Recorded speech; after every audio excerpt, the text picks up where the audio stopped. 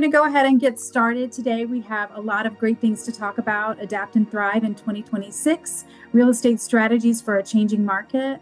I am Amy Adams, and I am with the CE Shop, and I'm here with our cohorts from the marketing department and my colleague Jill Malloy, who is another instructor here at the CE Shop with me.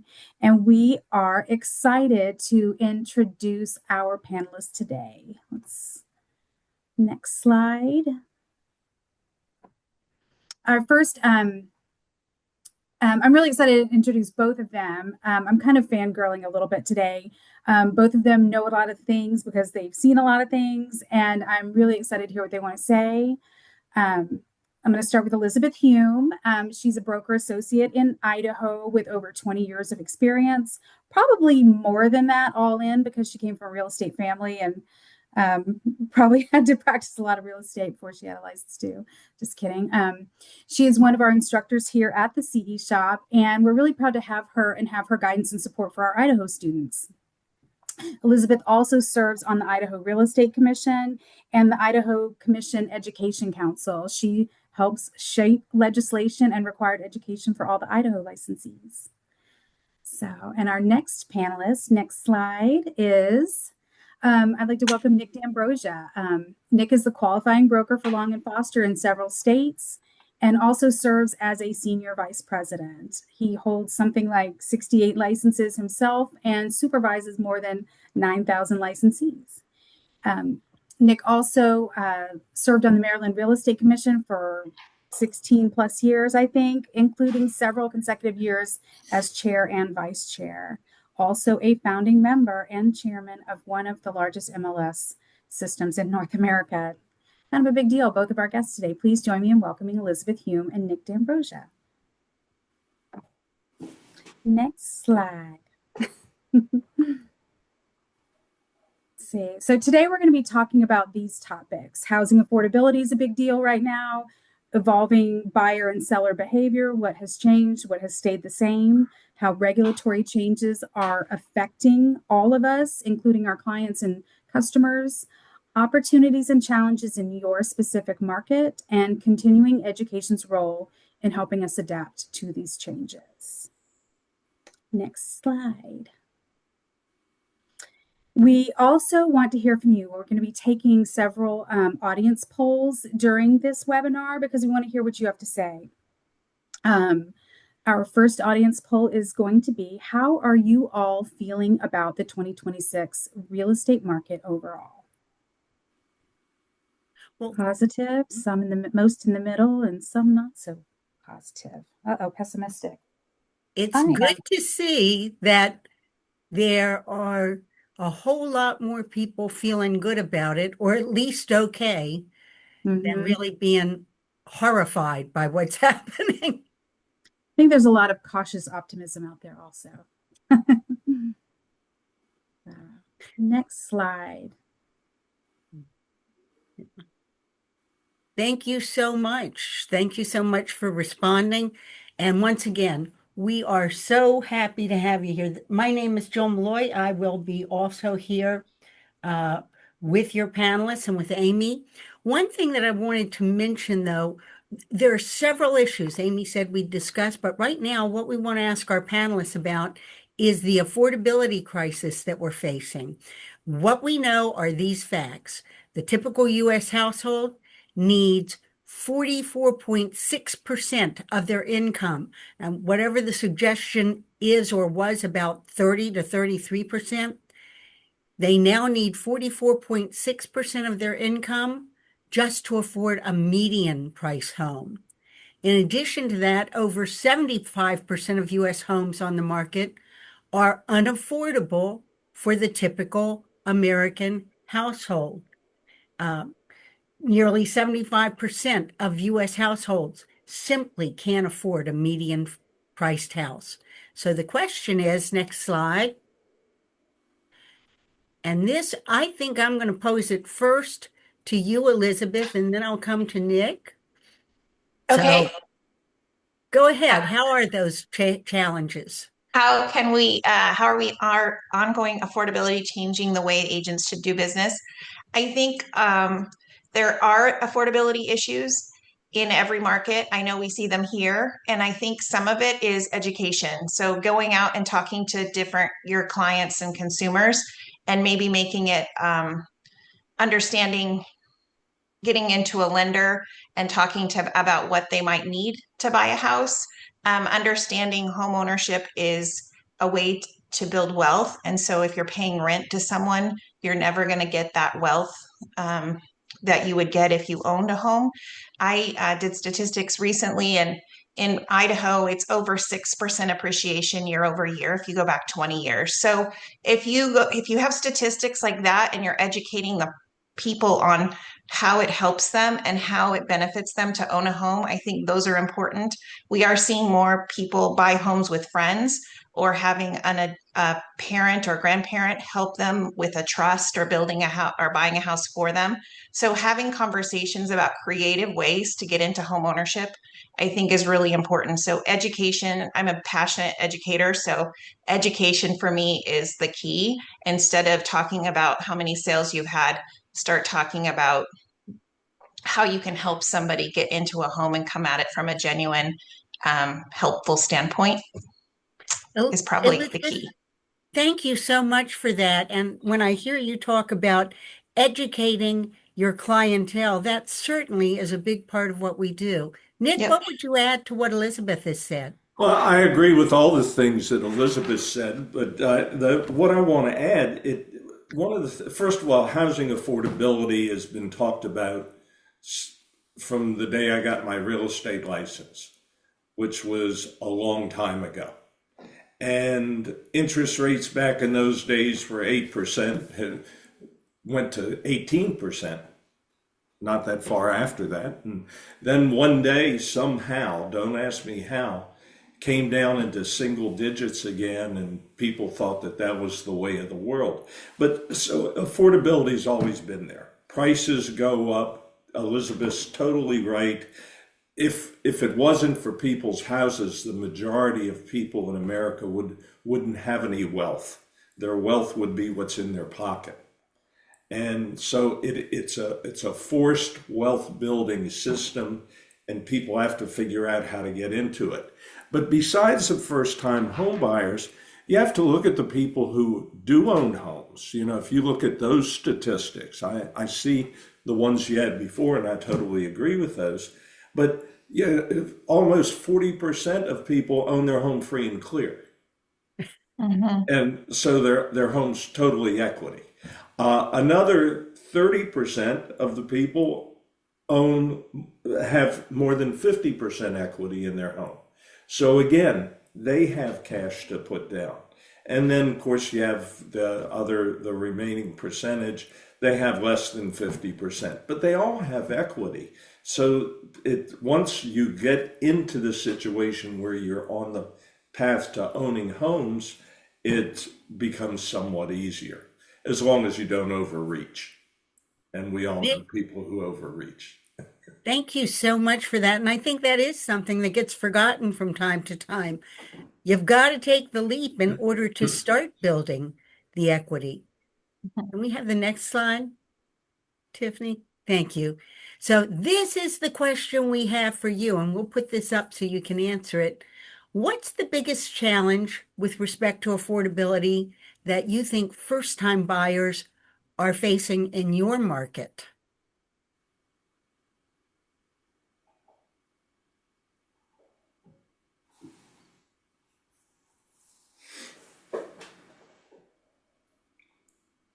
By the way, I might also mention this is anonymous. I don't know how you answer it specifically, but we do get to see how it's answered, and that will help all of us. So please don't be hesitant to speak up because you're worried about what someone might think about your response.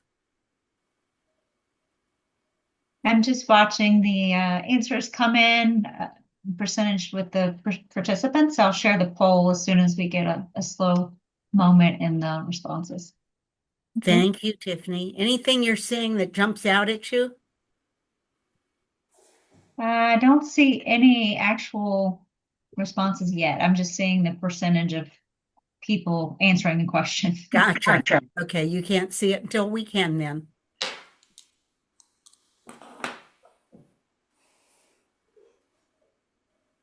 Oh, thank you, Ashley.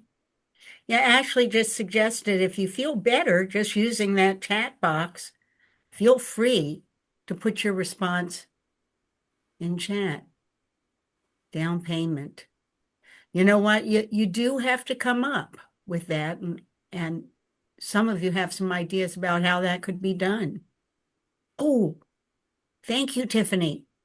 But don't you think that having to scramble together that down payment, even know how many sacrifices that you have to make to get it, to get in the door for your first house, it brings the value to the home where it really it puts your skin in the game. You value and prize your home and your equity that much more because you know what it felt like to get that. And there are a lot of programs out there There for are both first time and for, as Nick mentioned, people that are going into their second home. There's a lot of programs out there. I think it's about educating yourselves as well and on our what's clients, we available. have some of those in Georgia. And How many of you know a lot about the grant programs or uh, the down payment assistance programs that will forgive if you own the property for a certain amount of time? yeah, Yeah, Donna, I feel the same way. I that's could helpful to know definitely know what's more about there. the down payment assistant programs in my area. Thank you so much. Well, you can see that what we're looking at is not just the down payment, because that is an issue, but we're seeing that the payment for some of you, not being able to qualify for the payments and get in the door with a loan of some sort. And so knowing what sort of assistance is on that front helps. Sharon, I agree with you. I think all of us could be a little better educated on that. Next slide.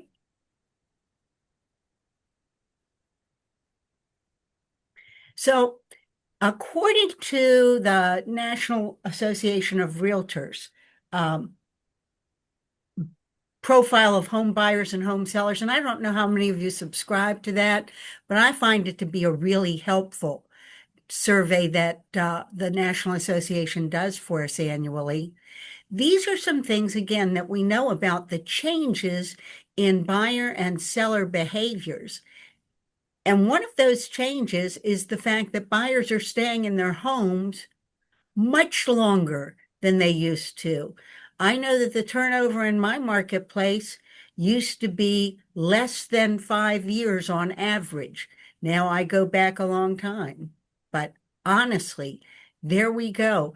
So that's one issue we see. We also see that buyers report relying on agents. The first thing they rely on agents for is to help them find the right house. Even in this day and age of everything on the internet and findable, still, when buyers were asked, what do you think is most important that an agent can do for you? They said the most important thing is help me find the right home. But right behind that, negotiating came in second, whether it was price or price and terms. Negotiating was the skill they were looking for.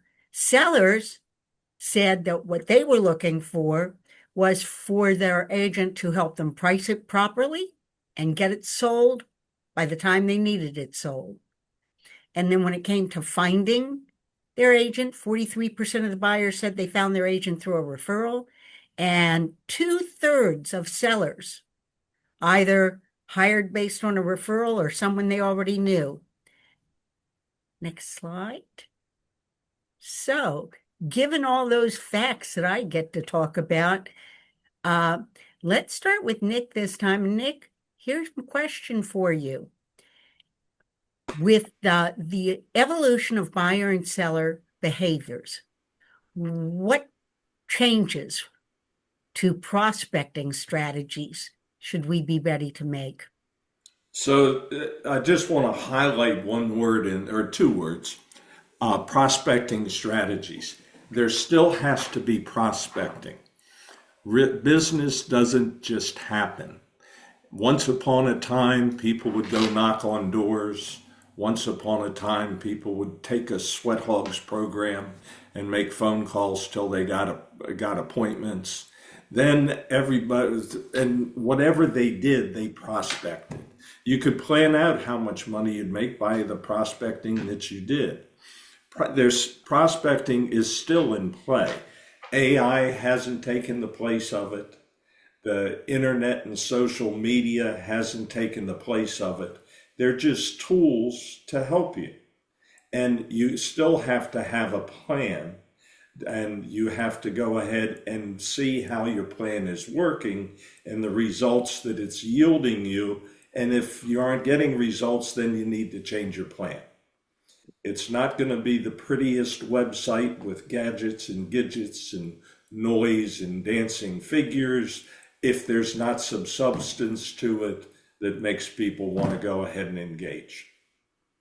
Thank you so much, Nick. And I love that you're talking about first you got to have a plan and then you got to do it. Elizabeth, what would you add? I agree with Nick. You have to have a plan and you have to prospect. But if you go back to the stats that you just showed us in the previous slide, you talked about people staying in their homes longer and you talked about getting referrals. And I think those two things are things we need to think about when we're talking about changing our business behavior, because people are staying in their homes longer. And when I saw that number go from 6 to 15, that's almost 3 times. So if I have 100 people in my database that's been keeping me happily fed, or 200, or whatever that magic number is for you, I need to triple it because they're moving 3 times slower than they used to be. So I need to go out and figure out how I can have a bigger group of people to prospect with.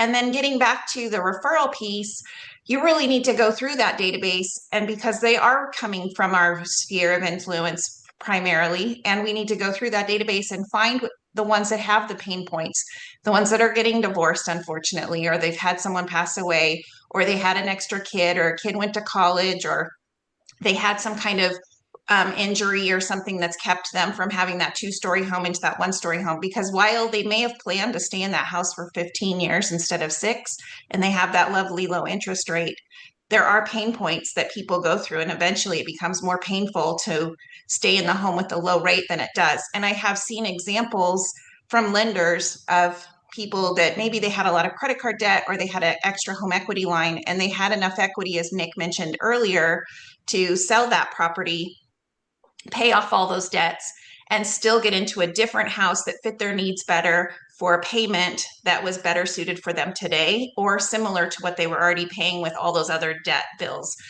So there's just a lot of creativity. And again, it comes back to education, but going back into your database and really looking at who's in your database, making sure that they understand you take referrals, making sure that you're talking to them on a regular basis and telling them that you sell real estate in whatever manner that is. You have to be active in your database. You have to talk to the people that are in it. You need to know what's going on in their lives, and you need to touch base with them. And then you also need to make it bigger because they're staying longer. Elizabeth, thank you for that. And what I think I heard that really perked my ears up was when you talked about the fact that you really have to stay in touch with people. If you don't know what's changed in their lives that creates a pain point for them in staying, you're not going to be there when you're needed. So Yep. that is really good to see. I do have a question that I see down here, and I'm not going to throw it at you right now, but I will give you both time to think about it. It's about CRMs and how you work with your CRM in order to keep in touch with your database. And just hold that in abeyance right now. Next slide, and I think, Amy, this is to you. Our next slide is another audience poll. What is your go-to lead generation strategy?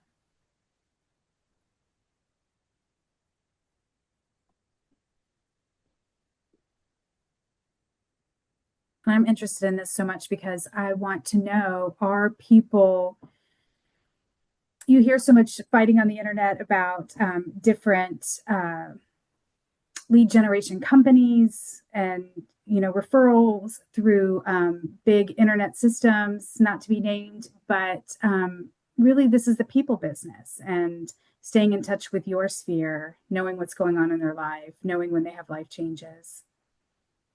It is the human touch really the trick, like it always has been.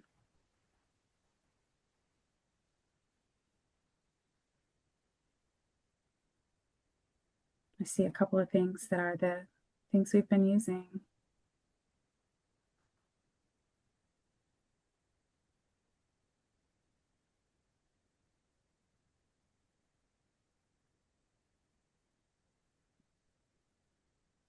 Ooh.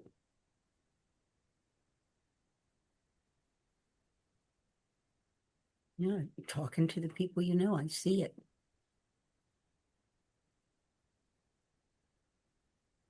I'm also seeing from this that open houses are not dead as a method for meeting people who can be added to one's database, even if they're not immediate buyers. I like to hear that. So hosting the open house. I still see a little bit of door knocking there. Just meeting with folks. Handwritten notes to your sphere of influence. Yeah, Andrea says, absolutely. Those open houses are not dead. But Brenda talked about handwriting notes to the sphere of influence in order to find out what's coming along, what's come in their life. I do have a close friend who does that. She watches what her sphere does on social media and then sends them a handwritten note instead of a Facebook message or something like that. She keeps it really, really human. And I saw Lisa's holding an open house right this minute, even as we speak. You can take a webinar. There's multitasking. I think we can move to the next slide here. Okay. So let's see, we are on slide 13. And I believe that's you, Miss agents Amy. must navigate frequent regulatory changes, to name a few: the NAR settlement, ongoing effects in compensation structure and buyer representation practices, the NAR MLS policy modernization, the One Big Beautiful Bill Act's impacts on the housing market, and evolving guidelines on AI use in real estate. Next slide, please. 2026 opportunities and challenges for agents. Helping buyers navigate affordability, nurturing client relationships, finding a niche, integrating AI tools into your business to create efficiency, or something else. Next slide. What is the biggest opportunity and biggest challenge for agents in your market? Because we know that challenges can often create opportunities. What do you think, Elizabeth? Oh, I'm looking at a different, okay. Sorry, I was looking at the regulations one. Is that where we How are? did I get so far ahead? Yeah, we want to look at the regulations if I we skipped can one. first. It's That's all okay. right. We're How good. will recent and upcoming regulations impact real estate licensees? I think when I go to the Arillo meetings, I notice, and Nick may be able to speak to this as well, that there is an increase in less regulation across the country, which is kind of an interesting concept. We have that here in Idaho for sure. Oh, wow. But when we talk about AI in real estate, I think it's really important for agents to understand you can use AI. It's not, it will be judged as an unlicensed real estate professional if you're using it to do things that's unlicensed activity. So if you're using it to do something an agent would do, it's going to probably be regulated the same way an unlicensed person would be regulated. At least I know that's how we would look at it here in Idaho. But AI does so many cool things. You can have it do market analysis. You can have it do help you with your budget, help you figure out what your trends are in your budget. There's just so much besides writing MLS descriptions and besides writing social media posts. It can do a lot of different things in your business if you're really thinking about it. So but just be cautious because that regulatory environment is there and antitrust is a thing. So pay attention to what you're saying and what you're doing and understand. Maybe have AI explain antitrust to you if you think it's something that you don't quite understand. You can ask it to explain it to you like you're in third grade, or explain it to you like you're an Olympic downhill skier. You can tell it how you want to hear it, and it will give it to you in those terms, and maybe it might make it easier for you to understand. But Great. Nick? So the thing is that I'll do AI at the end. I hate talking about AI, but I will. But the thing is, the regulations, changes to the business, the agents have to go ahead and embrace those, and they have to understand them. I'm reading a report the other day. It's a new consumer watchdog group. I'm not going to give the name of it, but they went ahead. They're having testers call agents around the country, telling them that they're buyers and they're going to be moving to their area and asking them how much they charge. And they're getting answers like, well, we pretty much all charge the same thing around here. And we pretty much all charge X. We go ahead, they're giving answers that are totally against what they're supposed to be giving. And of course, the watchdog group has put together a report, and now they're going to attorneys to file lawsuits because once the big lawsuit was handled, it goes ahead and opens up the door to more. So agents have to realize that whatever happened with showing properties, getting buyer agreements, not agency agreements, an agreement with your buyer before you take them out, show them any homes or show them virtually, you have to do that. You don't get it signed when you're signing the contract. There were only 18 states that even had buyer agency agreements. Which was, I think, surprising to a lot of people. But that's the thing with regulation. And I don't want to monopolize this, but I'm going to mention AI. The thing about AI has its place. And I don't think AI, if you listen to another watchdog group, they say, well, AI is going to take over. You don't have any need for buyer's agents because people find their people online and they use AI to go ahead and determine what they're going to offer and to even write the contract for them, so they don't need them. But AI doesn't really have the ability at this point in time to do those things. AI doesn't know the difference between Idaho law and Maryland law. AI wrote an ad for one of my agents a couple weeks ago that had 5 fair housing violations in the ad. And the agent was getting ready to publish it. And I just, the manager called me and said, "Do you think this is okay?" I said, "Absolutely not." I said, "How many violations do you want?" And I'm going to take it down to this. Even my cardiologist said to me, because he talks to his little, robot. And he said, "Well, I'll see you next year for your annual checkup." And I said, "Well, why don't I just meet with the robot? You spend so much time talking to it." And he says, "You're right. I use it a lot, but you realize it's only right about 50% of the time." So you have to find, to Elizabeth's point, you have to find what it can do for you, the fact that it isn't licensed, but also the fact that if you go ahead and it can get you in trouble if you don't go ahead and oversee it.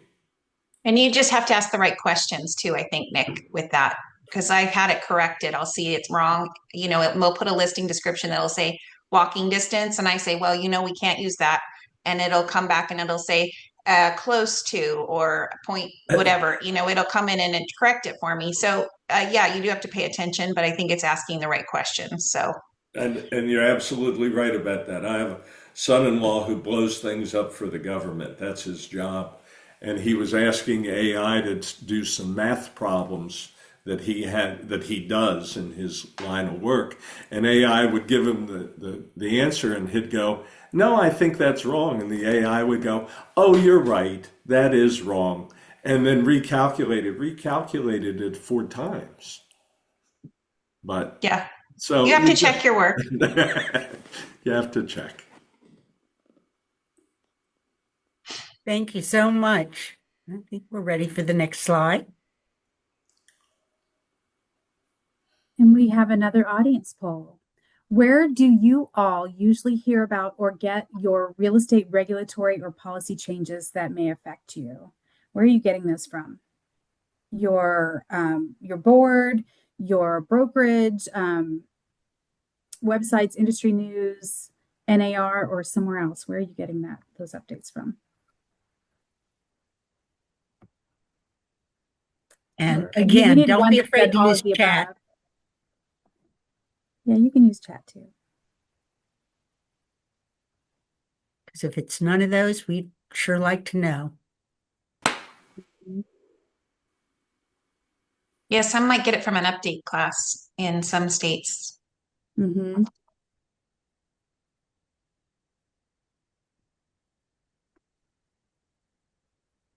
It's interesting. A lot of states do have a mandatory update. Mm-hmm. But not all.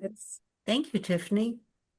Good to see it coming in. Yeah, a lot of them it's a combination. That's what I was thinking it probably was.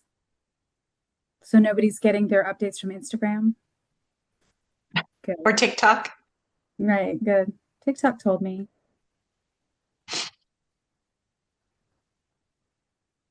And there is a lot of useful information on TikTok, but what state is it coming from? Is it coming from your state? New York State right? has updates by email. Okay. Yeah. All right. Joseph, yeah, we know that. So here's the thing. There are challenges and opportunity. Anytime there's great change, there's also opportunities mixed with challenges. And when we think about this, what is it in helping buyers navigate affordability? What is it in nurturing our relationships? Is finding a niche still an opportunity in real estate? And now you've already spoken a bit about integrating AI into your business to create some efficiency. But if you've got any other comments about that, guys, or is it something else? The question is, and can I see the question, Tiffany, so I say it correctly? The question we have for our panelists is this: if you had to pick the biggest opportunity and the biggest challenge for agents in your market, and maybe they're one and the same, what would that be? Elizabeth, can we start with you this time? Sure. In our market, we're still getting growth. We're still having people move in. So I think that's an opportunity for agents to understand. We've had agents also move in, so it's important for them to get to know the community and where the different little nooks and crannies are and understand the laws. Idaho struggles with water. There's also road construction and stuff being built, so understanding the infrastructure and what's coming in and where it's coming, and going to all of those classes or finding someone in the industry that can help you understand what the 5-year and 10-year plan is for your community, so you know where those pockets of opportunity might be and where people might want to live and work and play based on what's going to happen in the future. I think the biggest challenges for agents in our market is educating the public on what we do, what they do, and that affordability, that the market isn't going to crash. I get very frustrated when I see somebody say, my lender told me that interest rates will be 3% by June. And I'm like, have you not been paying attention to anything else in the world? Because I haven't heard one person with any credibility say that interest rates are going to go down to 3% again ever. So understanding those sorts of things, understanding where you're getting your data from, understanding where your consumer is getting their data from, those are things I think you need to pay attention to in the market. So you can either make a course correction for them, or you are giving them the correct data, or talking to them on the level that they are coming at from. I messed that up, but you got the picture.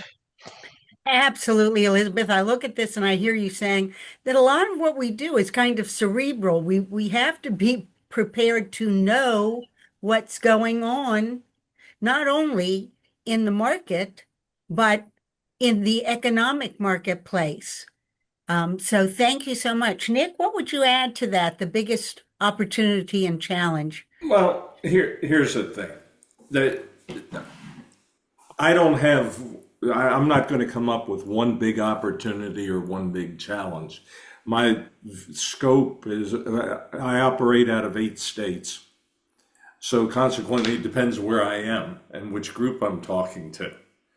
But from a 50,000 square foot or 50,000 height, looking at things, the big picture, there's going to be one thing that there's a lot of general consensus on is that there are going to be more sales in 2026 than 2025.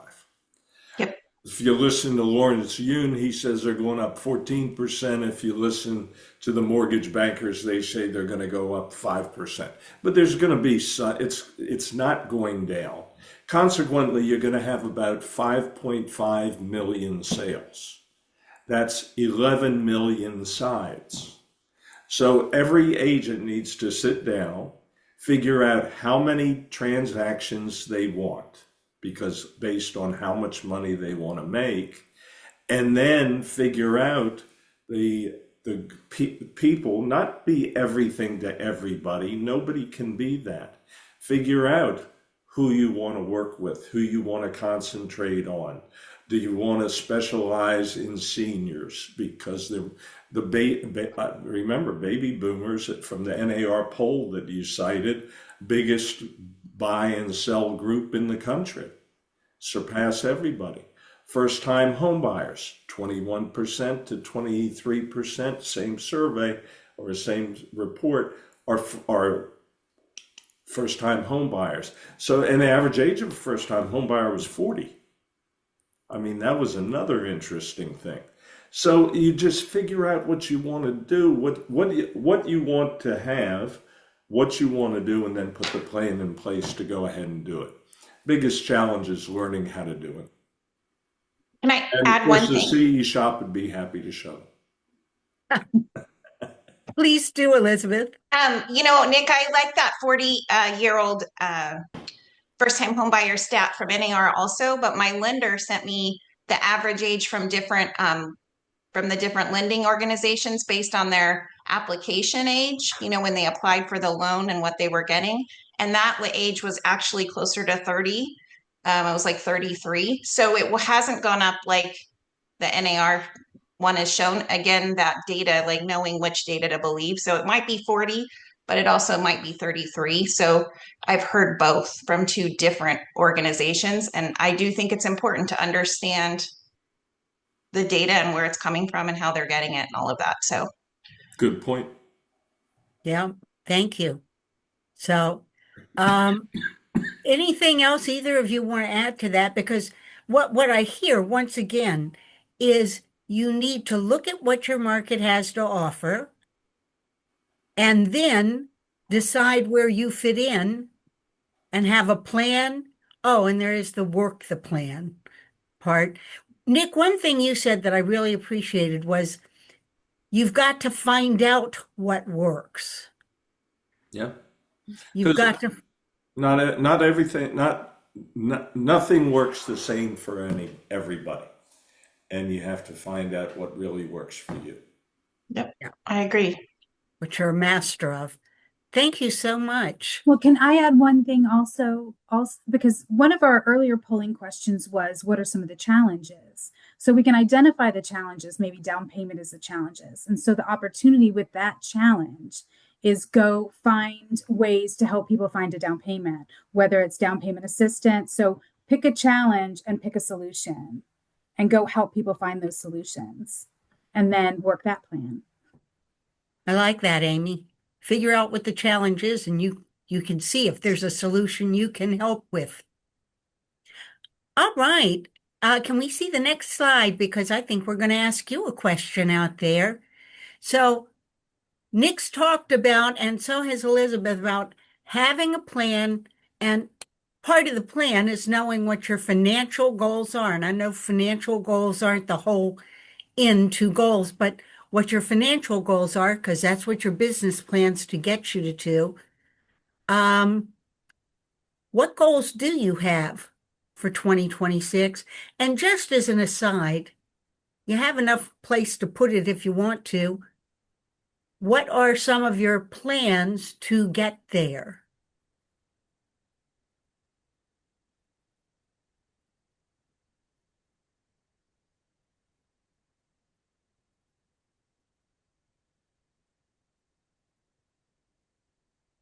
Once again, use the chat if that's easier for you. We're glad to see the answer anywhere. You never know who your answer might help.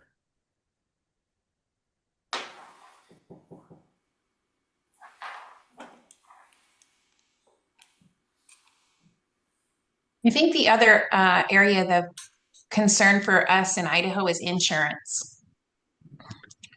And it might be around the country as well, but we're struggling because we had a lot of fires this last year, and then roof age is a big one too. So there are things that I never saw in my business before that I'm seeing now where I have to pay attention and help a consumer understand that. Thank you, Elizabeth, because that is something that years ago we never even thought about. We'd wait till closing and get the insurance at the closing. Yeah. And that's not We're- today. And we're recommending doing it during the due diligence or inspection period now. I like that, Andrea. Andrea says one thing she's going to do is step out of her comfort zone, go ahead and make calls to the expireds. Let's see. Better increasing, and I'm going to guess increasing your efforts. Andrea says this is her year to live in discomfort. You know, here's the thing, comfort's overrated, isn't it, Andrea? It is just overrated because if you're ever going to get any better, you're going to have to make some changes. And changes are not comfortable to make. I like doing the same old things that I do well and I know I'm comfortable with. But if I want to get any better, so I guess growth requires discomfort. Implement systems. I like that. Increase your knowledge and consistency. And consistency is everything. You want to have a consistent stream of leads coming in to the pipeline. And as they pointed out, Well, I see one that says exam, which means we have some rookies in here. yep. I love it. I hope we're not terrifying you. It's exciting. Nancy, isn't that cute? Who is it who talks about goals? If they don't scare you, maybe you ought to think about something bigger if they're not uncomfortable a little bit. It's hard. Thank you so much for sharing. Can we take the next slide up? Tiffany, thank you. So here's what we know. And did you want to take this, Amy? This is up to you because I've got You go ahead. I think you're still Pardon? You go ahead. Okay. Here's what we know. The only thing that never changes is that change is going to happen. So we know the markets evolve, market conditions evolve, consumer expectations change. We've seen that. Regulatory changes keep hitting us in the face. Technology, oh my gosh, I can't keep up with that fast enough. Next slide. So the question to our panelists about this is, how does continuing education help agents and brokers stay successful when everything is always changing? Elizabeth, you want to take it first? Sure. I think the classes have information in them that might be more up to date than maybe that's something that they learned in the past, or it might maybe presented in a different way. I know I learn when I teach from the students in the class, and I go to conferences and I listen to podcasts and I do all of the things. And so when somebody else is saying, oh, I've had this problem, maybe I heard a way of solving that problem before, or maybe another student in another class has told me that uh, answer before. So I think it doesn't matter how you get your education. Um, Being more knowledgeable helps, and sometimes it helps you ask more questions, and you're able to answer those questions but I think getting education from your office, going to office meetings, listening to podcasts, reading industry newspapers, reading the emails we get from NAR and from your local association, like all of those combined give you a better picture of what's going on in the industry. And they're not just there to annoy us with a full inbox, because they do, but the agents that are on top of it, they're paying attention to what's going on in the industry, and they're evolving their business and making it work for them. Elizabeth, thank you for that. And we all know that feeling of annoyance when we see the mailbox filling up. But the truth is, if we take the time to look at it, some of those are real opportunities. Nick, what would you add to what Elizabeth said? I agree with what Elizabeth said, but the thing I think I want to add, people, you have to be continually learning, because if you don't go ahead and continually learn, you just become stagnant. And people become stagnant, they get set in their ways. They go, oh, it's like a new agent comes into the office all excited because they're holding an open house, and there are 10 agents or 5 agents sitting around drinking coffee, and they go, I did one of those back in 1995, and they don't work. The other thing is, one of the things that I think happened because of COVID and during that time is that people quit going into the office. Elizabeth mentioned going into the office. And so people don't get to share as much. They don't get to, a lot of people working virtually, working from home. So they have to look for ways in which they can interact with other people to find out things that are going on and to learn how to solve their problems. There was a lot to be said for people getting together, just coming in, whether they were complaining about a transaction or whether they were celebrating a transaction. There's still something to learn out of those times. I just saw a podcast that kind of talks about what you just talked about, Nick, and it was Matthew McConaughey and Simon Sinek, and they were talking about what the word humble meant. And Matthew McConaughey's version of humble isn't like shrinking your shoulders and putting your head down and going, "Aw, shucks, I don't know anything." He said, "I earned the right to be in the room, but I know that I don't know everything there is to know in the room." So just like this room, like I earned the right to be here, you earn the right to be here, but I certainly don't know everything. And I learn every day from everybody that comes in. And if you have that mindset, someone in the chat said, what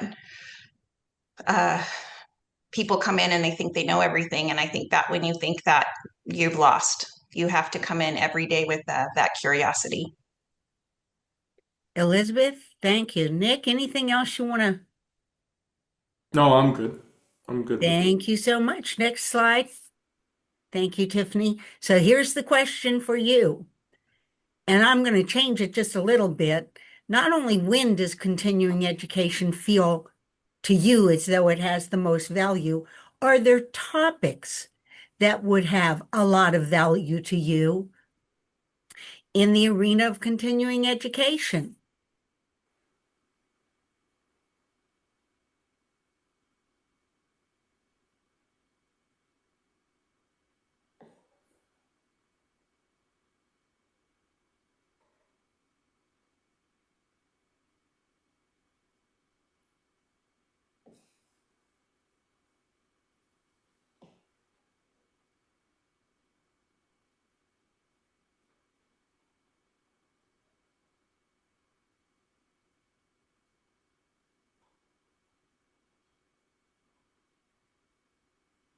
I love seeing in the chat where you're also sharing with one another, where you Yes. can get additional education with or without credit.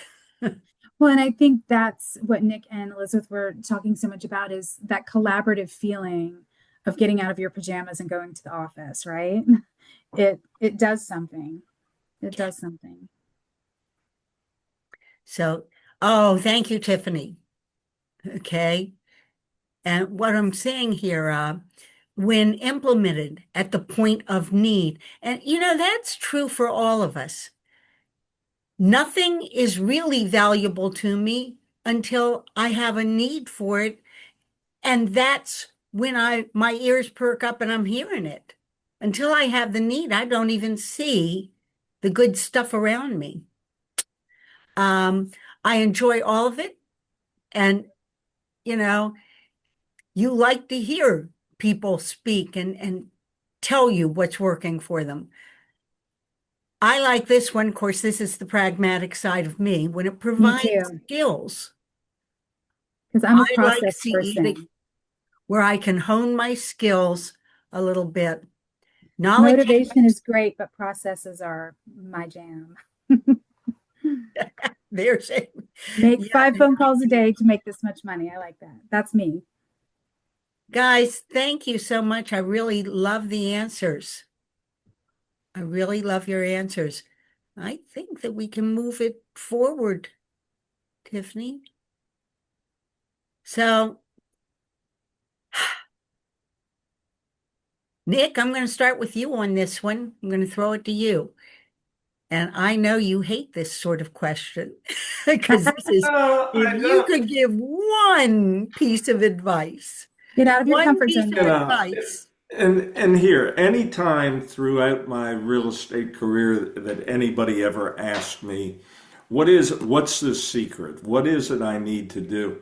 My answer was really, it's always been simple, and it's still the same answer. Get out of bed. You got to get out of bed. Get out of bed, go to the office, or go to your office if it's in your house, but you have to get out of bed, figure and have a plan on who you're going to talk to. Because if you don't talk to somebody in some way, once upon a time, I used to get out of bed at 5. I still do, but I'd get out of bed at 5 o'clock in the morning. I'd start making phone calls by 7:30 because I'd catch people before they'd go to work. If they were expired listings or whatever. The thing is, get out of bed, start to talk to people. Don't spend your day. People go home and they go, I'm so tired. I did so many things today. I designed my new website and I went ahead and I did this and I did that. But there's not one thing you did that touched a decision maker. So how good was that day? So get up and figure out how to talk to decision makers. Thank you, Nick. Elizabeth?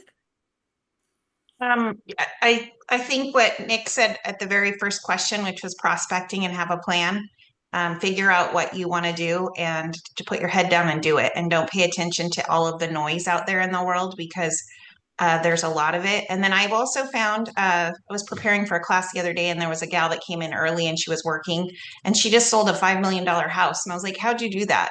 And so asking a top producer what they're doing for success, how they're doing it to get there, watching their habits, because like Nick said, a lot of them get up early in the morning and they start that prospecting and the calling really early. So what are the people who are successful in your market doing to find that success? And then just don't pay attention to all of this interest rate noise and the prices are rising. Like just do your job and focus because we sell real estate in any market. And if you want to sell real estate and be successful, put your head down and do it. Elizabeth, thank you. I love hearing you call it, don't pay attention to the noise. There's The noise. noise, that's not the real stuff at all. Thank you so much. So I think this is time when we can take a look and see if any questions have not been answered yet. Let me take a look in the chat. Did you see anything as you were looking at them, Ashley? We had one for Elizabeth specifically. What is the podcast that you've been mentioning? Because there's a lot of interest in finding that podcast and listening to it. I listen to a bunch of them. and I have my own, but I'm not going to promote that. But Ninja Selling Podcast, A Bit of Optimism, Real Estate Insiders, Brian Buffini, Dare to Lead. There's a Hustle one. I think you can probably ask ChatGPT like what these are my interests or these are the weaknesses that I have. Which podcast will help me get better? I'm going to Spain to see my foreign exchange student, and so I was like, which podcast will help me learn Spanish more conversationally and understand it better? And so it gave me podcasts that would help me with that. And I didn't put that one in that list that I posted, but there's numerous ones, and it's sort of whatever your interests are. But I also encourage you to look at things that maybe challenge you a little bit. That uncomfortable thing that Andrea or someone talked about earlier, like listen to things that you don't align with and find out why it is you don't align with them, or challenge what really makes sure you believe in what you do believe in. Elizabeth, thank you so much for that. And by the way, if your podcast is something that people can also learn from, and it is, you are not promoting just your, so please feel free to tell them about that too. It's ACRE, it's Awkward Conversations in Real Estate, and I just interview people in the industry. And so we just did one on FinCEN, and we did one on Idaho Housing. We had that gentleman come in that talked about all the low income or all the programs Idaho Housing offers. So we just have, and we've had brokers come in and home inspectors, and they're mostly local. The FinCEN one was Title I national office came in and talked, but it's just But mostly. even if you are not in Idaho, you know, someone in here said, you know, from an education class, you may not get a lot out of it, but you always get at least one nugget, right? So even if you're not in Idaho, go give it a listen, because I've seen some of the recordings, I've watched some of them, and I always get something out of it. Yeah, they're fun. They're awkward, and I mean, we are not trying to be anything to anybody except having fun and teaching those little nuggets that you don't get in a class, but you want to learn more about. So. Melinda has heard this podcast. That's because she's my editor. I love it. She has to say it. I pay her. Oh, she doesn't have to say it unsolicited. Amy, I think you are on. Can we see the next slide? Yeah. Well, and I think that's it for us today. But we really enjoyed it. We really can't thank Elizabeth and Nick enough for being here. This was great. And thank you. Your email, take your post-webinar survey. You will get an exclusive ebook and a promo code when you complete the survey. But we are all just so thankful that you came here. And again, thank you to Elizabeth and Nick for making this so great. Thank you for having us. Thank you for having us. It was an honor to be here. So really, truly an honor, especially with Nick, who's very accomplished. So thank you. No. It's great being with you. Yes, he is, Elizabeth, and so are you. All right. Thank you guys so much.